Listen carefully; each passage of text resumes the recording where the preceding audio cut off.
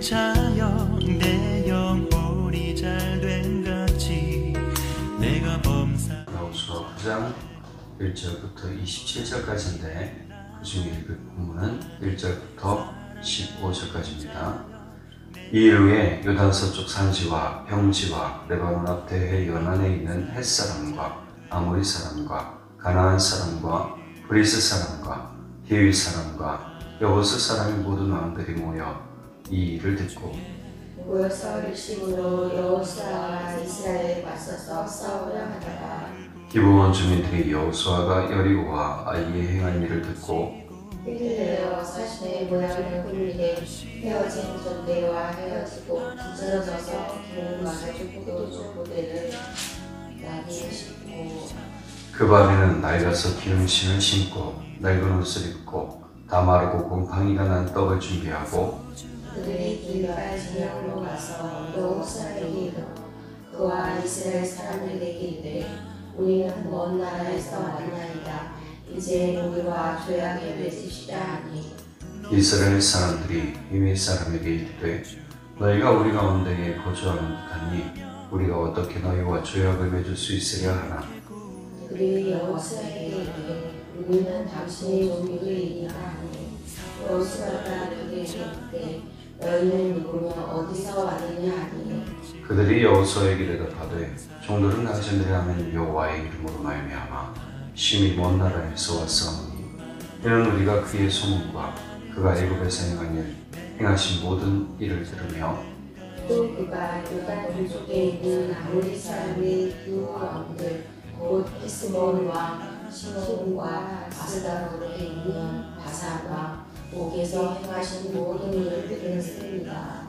그러므로 우리 장로들과 우리나라의 모든 주민이 우리에게 말하여 이르되 너희는 여행할 양식을 손에 가지고 가서 그들을 만나서 그들에게 이르기를 우리는 당신들의 종들이니 이제 우리와 조약을 맺읍시다 하라 하였나이다. 우리의 떡은 우리가 당신에게로 먹고 떠나던 날에 우리들의 집에서 아직도 뜨거운 것을 영식으로 가지고 왔으나 보소서 이제 말랐고 곰팡이가 났으며 또 우리가 포도주를 담은 이 가죽 부대도 새 것이었으나 찢어지게 되었으며 우리의 이 옷과 신도 여행이 매우 길었으므로 낡아졌나이다 한지라. 우리가 그들의 양식을 취하고는 어떻게 할지 여호와께서 보지 아니하고 같이 읽습니다. 여호수아가 곧 그들과 합친하여 그들을 살리라는 조약을 맺고 회중 족장들이 그들에게 맹세하였더라. 아멘. 잠시 기도하겠습니다. 사랑해 주님 참 감사합니다. 이 새벽 우리에게 다시금 새로운 시간, 새로운 날을 주시고 우리가 주님께 첫 시간을 드릴 수 있게 해주셔서 너무너무 감사합니다. 아버지 오늘 하루도 주와 함께 기쁜 날이 되길 원합니다.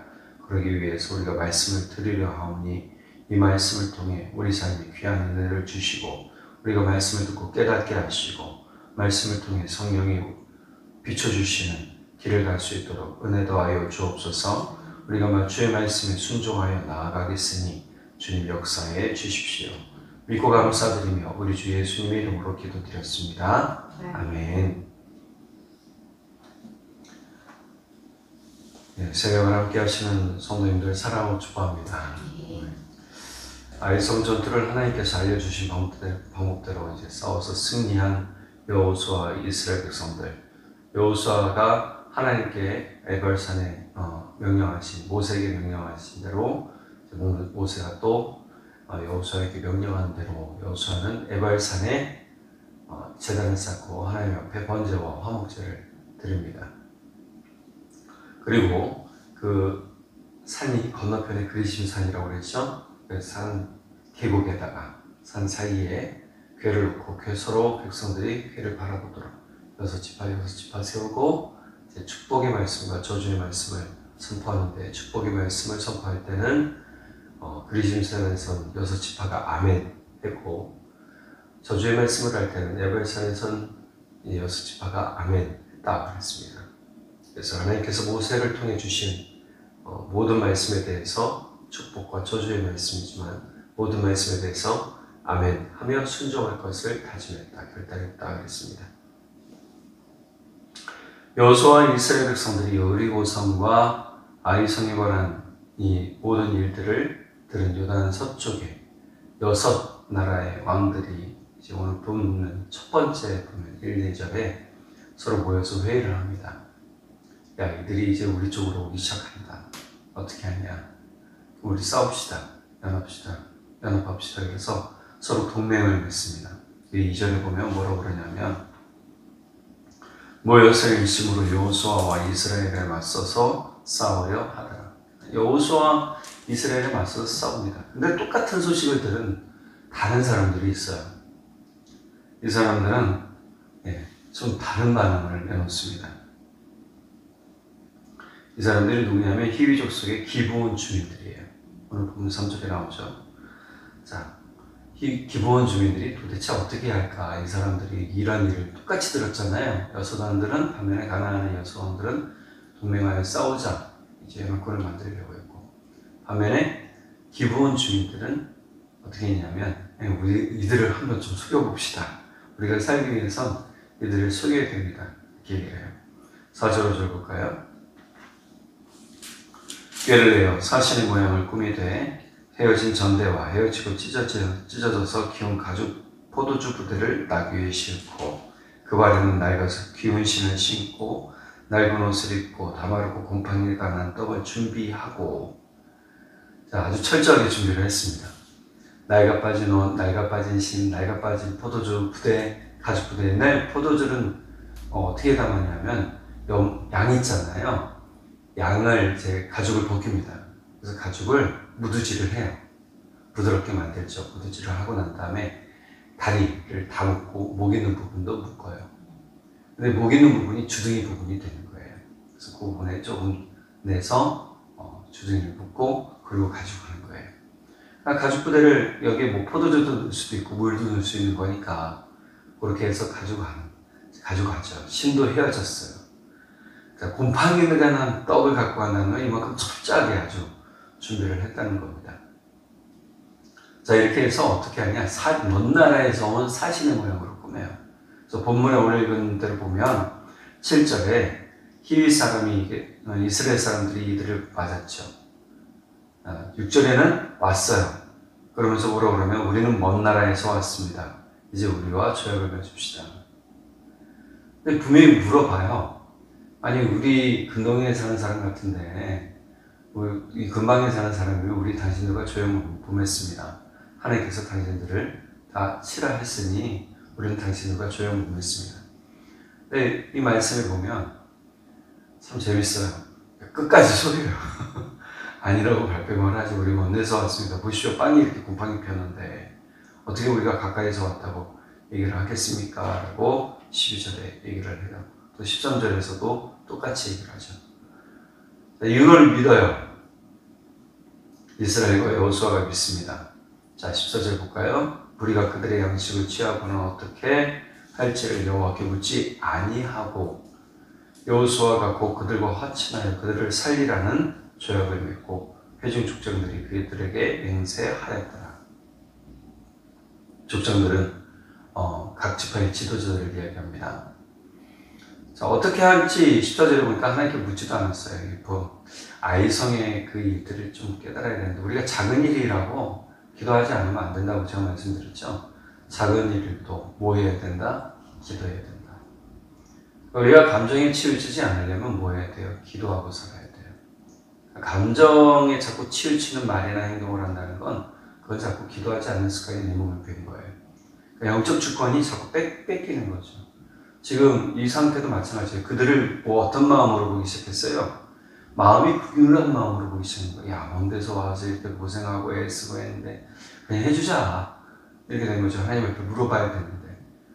이게 들통이 나요. 16절에 보면 그들과 조약을 맺은 사흘이 지나서야 그들이 이웃에서 자기들 중에 거주하는 자들이라는 걸 들었다. 그러니까 들었어요. 이게 진짜야? 혹시나 모르니까 방향을 틀어서 어떻게 하냐면 이동하는 중에 이스라엘 백성이 이제 다시 이동을 해야 되니까 이동하는 중에 그쪽으로 갑니다. 갔더니 웬일이에요? 그들이 있는 곳이 맞아요. 네, 어떻게 하냐면 그들이 있는 곳은 17절 보니까 성읍을 기브온과 그리바와 브에롯과 기랏 여아림이라 이렇게 얘기를 했어요. 자, 이게 왕이 없어요. 여기 보니까 족장이라고 나와요. 장로들이라고 나오는데요. 자, 보면은 이들은 왕이 없이 하나의 작은 무리를 이루어서 사는 그러한 사람들이었습니다. 그러니 전쟁할 능력도 없고, 야, 이들이 오면 우리 몰살당한다라는 위협감이 굉장히 컸을 거라는 거예요. 이게 꾀를 내는 게 당연한 거죠. 꾀를 내서 온 사람들이 참 지혜로웠습니다. 자, 이렇게 보니까 결국은 분명히 하나님께서 이들을 다 치라 했는데 치지 못하게 됐으니 18절에 보니까 어떻게 해요? 이스라엘 자손이 치지 못한지라 그러므로 회중이 다 족장들을 원망하니, 여기서 족장들이란 누구냐면 이스라엘 각 지파의 장로들 이야기예요. 이들을 다 원망하기 시작하죠. 자, 그래서 19절에 보면 모든 족장이 온 회중에게 이르되 우리가 이스라엘 하나님 여호와로 그들에게 맹세하였은즉 이제 그들을 건드리지 못하리라. 그리고 여호수아가 이제 그들을 불러서 이야기를 합니다. 도대체 왜 이렇게 우리 속였냐? 왜 우리에게 이렇게 이런 일을 만들었냐라고 얘기를 하죠. 자, 그때 24절, 25절 뭐라고 얘기했냐면, 우리가 한번 같이 볼까요? 24절, 25절 시작. 그들이 여호수아에게 대답하여 이르되 당신의 하나님 여호와께서 그의 종 모세에게 명령하사 이 땅을 당신들에게 주고 이 땅의 모든 주민을 당신들 앞에서 멸하라 하신 것이 당신들의 종들에게 분명히 들리므로 당신들로 말미암아 우리의 목숨을 잃을까 심히 두려워하여 이같이 하였나이다. 보소서, 이제 우리가 당신의 손에 있으니 당신의 의향이 좋고 옳은 대로 우리에게 행하소서 한지라. 자, 이때는 이 얘기할 때는 우리가 당신이 죽이면 그냥 죽겠습니다. 그런데 앞에 이 사람들이 원하는 소원을 이야기해요.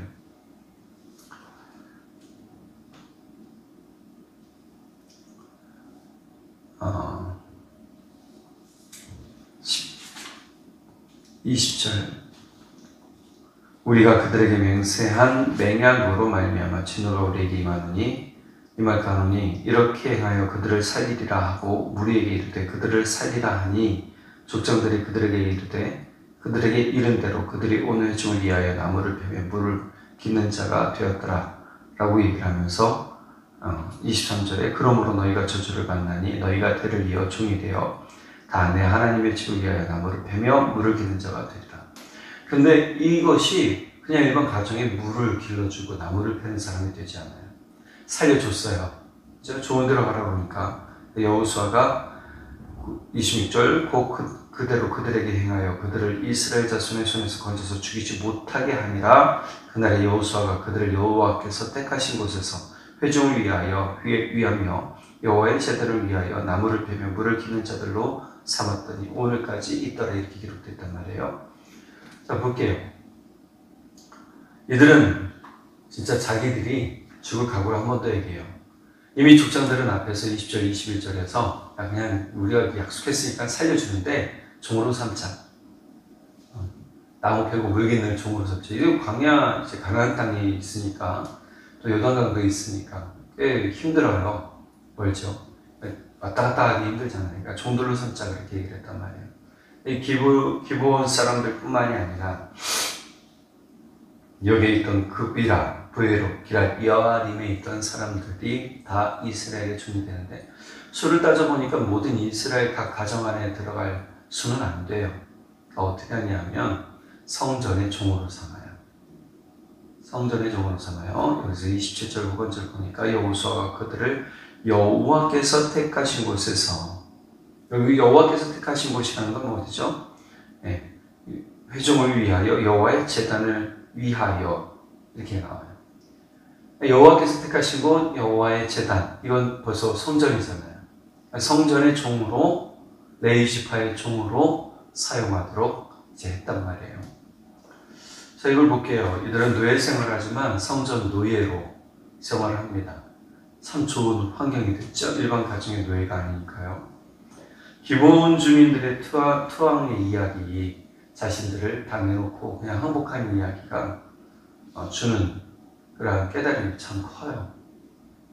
그것은 기브온 주민들이 하나님의 진노의 심판 가운데서 최후로 회개하며 하나님 앞에 돌아온 구원 얻는 자들에 대한 이야기일 수도 있기 때문이죠.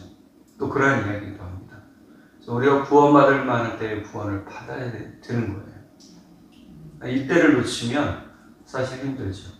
우리가 언제 어떤 일로 죽을지 몰라요. 제가 어제도 장례식장 다녀왔지만 그 목사님의 아버님도 4년간 투병을 하다가 돌아가셨다고 그러네요.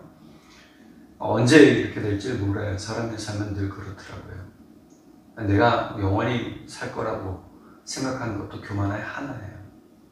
내가 늘 겸손할 수 있는 방법, 자기를 낮추는 방법은 어떤 것이냐?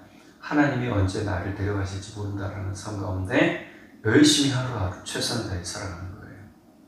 기쁨과 감사로 살아가는 거예요. 기브온 주민들은 사실은 자기들의 목숨을 연명하려고 했지만 오히려 더 나았어요. 레위 지파의 종들이 됐고 실제로 레위 지파처럼 대접받고 살았어요. 그래서 느헤미야가 성전을 재건을 할 때도 이 기브온 주민들이 함께해요. 굉장히 큰 축복이죠. 이런 이야기를 보니까 하나님의 은혜와 은총이 얼마나 이들에게 임하는지를 알 수 있고 구원의 은혜는요. 주님 앞에 당신들을 낮추는 사람들이 결국 구원의 은혜를 얻게 되더라는 거예요. 제가 사과할 수 있는 용기라는 책을 좀 봤는데 거기에 보면 사과를 못하는 사람들의 특징이 하나가 있어요. 뭐냐면 자기 자존심이 그렇게 세요. 자기 자존심이 그렇게 세서 절대 사과를 못해요. 근데 사과를 할 수 있는 것도 용기인 겁니다. 내 실수를 인정하고 나의 잘못을 인정하고 또 내가 잘못된 판단을 한 것에 대해서 뭐 하는 거죠? 인정하는 거죠. 목사들도 요즘은 많이 사과하는 사람들이 꽤 많이 있어요. 제가 뭐 실수했습니다. 뭐 했습니다. 사과드립니다. 라고 얘기하기도 하죠. 사람의 눈으로 보면 속인다는 것은 좀 나쁜 거라고 생각을 하잖아요. 근데 이들은 하나님을 믿기로 작정을 했어요. 딱 나오면서 어떻게 해요? 이방의 신들이 무너지는 걸 봤잖아요. 아스타로스의 바산의 왕 옥도 이제 무너진 것도 봤고 이런 식으로 얘기를 하면서 자기들이 하나님의 이름으로다 이름 가운데 나오겠다라고 얘기를 하죠. 결국은 이것이 하나님에게 나온 사람들에게 그들의 마음을 이스라엘 백성들의 마음과 여호수아의 마음을 움직여서 자신들의 생명을 구원하는 일이 되었단 말이에요. 기브온 주민들이 물을 깃고 나무를 패는 자가 된다는 표현이면서 이들이 하나님의 집에 머물고 결국은 자신들을 낮춰서 더욱더 하나님을 섬기는 일에 들여지는 바가 된 것은 오늘 우리에게 시사하는 바가 참 커요. 우리의 삶이 하나님 앞에 드려졌다고 하면서도 여전히 하나님께 드려지는 시간이나 하나님께 드리는 삶의 분량이 참 적을 때가 많아요. 그러니까 이런 것들을 우리가 늘 깨닫고 살아야 돼요. 내가 하나님께 드려지는 시간이 많이 있어야 되겠구나. 하나님과 함께하는 시간이 많아야 되겠구나라는 걸 이제 말씀드리고 싶은 것이죠. 오늘 본문에서 사용된 비하르라는 말이 있는데요. 선택하다라는 거예요. 자, 이건 동사입니다. 동사. 하나님께서는 모든 것 중에 택하신라는 것은 레위 지파를 성전의 모든 기물을 담당하고 예배에 관련된 것들을 담당하는 사람들을 세운 것을 택하셨다고 하죠. 결국 이 기브온 주민들 플러스 세 지파, 세 족속도 선택이 되어졌어요. 우리의 삶도 주님이 부르셨잖아요. 우리가 그것을 선택받았다라고 얘기를 좀 할 수 있어요. 이런 것을 본다면 진짜 영적 축복이라는 것이 무엇이냐. 결국 기브온 주민들은 자신들의 삶을 그렇게 내어드리고 여호수아가 그런 레위 지파의 종들로 쓰도록 했지만 결국 이들은 영적인 은혜를 받는 사람들이 된 것이죠. 그러니까 이스라엘이 이스라엘의 주민들로 인정이 된 거예요. 오늘 우리가 하나님 나라의 주민이 되는 거, 하나님 나라의 사람들이 되는 거, 그건 다른 방법이 아니에요. 내가 하나님과 함께 자신을 낮추고 사는 그런 은혜가 있어야 되고 지혜가 있어야 되는 겁니다. 하나님을 섬기는 사람들은 절대로 자기를 주장하지 않아요. 기본 주민들이 아까 뭐라고 그랬다고요? 당신들이 원하는 대로 하라고 그랬잖아요. 그럼 당신들이 죽이면 이제 우리 죽을 수 있다 라고 얘기를 한단 말이에요. 좀 뻔뻔한 얘기 같죠? 근데 그만큼 뭐예요? 자신들을 살려달라라고 얘기하는 부분이기도 한 거예요. 오늘 우리가 사는 비결은 단 데 있지 않습니다. 예수와 함께 사는 겁니다. 예수 그리스도 십자가 은혜로 사는 겁니다.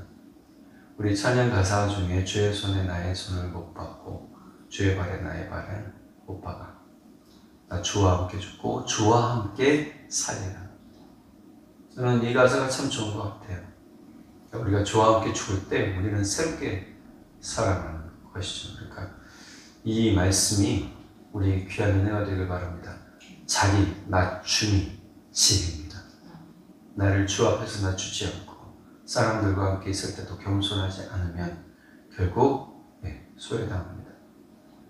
우리는 우리 삶에서 주 안에서 겸손함을 훈련받아 세상 가운데서 겸손하지만 당당하게 살아가는 그 은혜가 우리 가운데 있기를 간절히 바랍니다. 기도하겠습니다. 사랑의 하나님 아버지, 참 감사합니다. 오늘 우리 가운데 자신을 낮추고 비록 속였지만 하나님을 믿기로 작정한 사람들처럼 이야기하고 또 실제로 레이지파이의 종들이 되어서 하나님을 섬기는 사람들로 훈련받고 살게 되었습니다. 주님, 이 이야기가 오늘까지 있더라는 것은 유다 자손들 모두에게 쭉 전해진 이야기라는 사실을 기억할 수가 있습니다. 주님, 우리에게 들려진 이 말씀, 자기 낮춤의 지혜가 오늘 우리에게 필요합니다. 혹시 우리 마음이 교만하여 목이 뻣뻣해지고 하나님을 대적할까 두렵습니다. 성령 하나님, 우리의 마음을 낮춰주십시오. 우리가 겸손하게 되어서 우리 하나님 아버지를 더욱 사랑하고 십자가에 우리 자신을 못 박아 겸손히 주 앞에 무릎 꿇고 사는 우리 모두 되게 해주십시오. 특별히 아버지 세상 가운데 살면서도 겸손하지 못한 모습으로 살아가는 적이 얼마나 많이 있습니까? 우리가 겸손히 그 은혜 가지고 살게 하시고 아버지 우리가 어떤 일이든지 가불로서 사는 것이 아니라 온전히 주의 사람들로 사는 그러한 당당함이 있도록 성령 하나님 은혜를 더해 주십시오. 우리에게 참된 지혜와 지식의 풍요함을 더해 주시는 우리 주님 예수님께 간절히 기도드렸습니다. 아멘. 사랑하는 자여 내 영혼이 잘된 같이 내가 범사에 잘되고 강건하기를 나간 구하네. 사랑하는 자여 내 영혼이 잘된 같이 내가 범사에 잘되고 강건하기를 나간 구하노라. 주의 그 사랑 안에서 그대를 보내사 만나게 하시고 교제케 하시며 하나 되게 하신 나의 주님 참 감사합니다. 이런 소중한 그대를 바라보며 난 고백하고픈 말 너무 소중한 그대를 축복하며 이렇게 고백합니다. 사랑하는 자여 내 영혼이 잘된 같이 내가 범사에 잘되고 강건하기를 나간 구하네. 사랑하는 자여 내 영혼이 잘된